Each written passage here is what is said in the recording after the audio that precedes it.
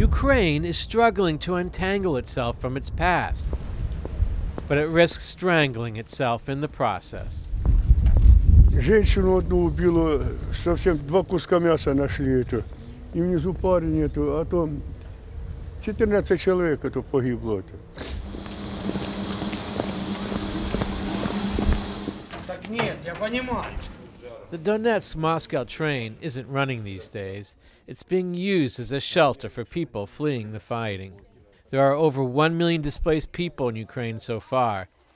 The last to leave are the most vulnerable, the poor, the sick, and elderly.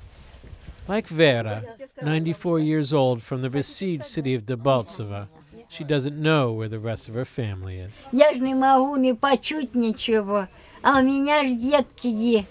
Сыночки еще есть, внучки, работают уже. The freezing winter hasn't stopped the violence, which has disrupted farming, transport, and markets throughout eastern Ukraine. Food prices are marching higher, while income and savings wither away.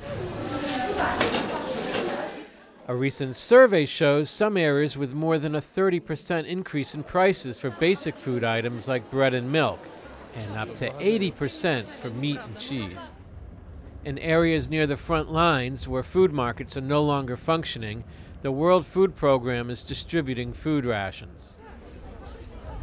For those who have fled the fighting to places like here in Slovyansk, where the markets are still working, WFP provides vouchers, allowing people to choose what they need in local shops and help the local economy. For people like Nelia from Donetsk, whose daughter died, leaving her to care for her 23-month-old granddaughter, the priorities are crystal clear. Ну, мы только на деток, только на продукты питания. Продукты, памперсы, все такое, что пока им еще надо. Ukraine was considered the breadbasket of the Soviet Union, but like other remnants of that relationship, they now risk obliteration. Irena and her children fled the fighting in Luhansk when their house was destroyed. They are now staying at a friend's apartment in Kramatorsk and have received WFP food vouchers. But like many who have lost homes, livelihoods, and loved ones in the fighting, the thought they could go hungry as well is too much to bear. Неужели такая сильная большая страна была, сама себя не может прокормить, что людям приходится теперь помогать?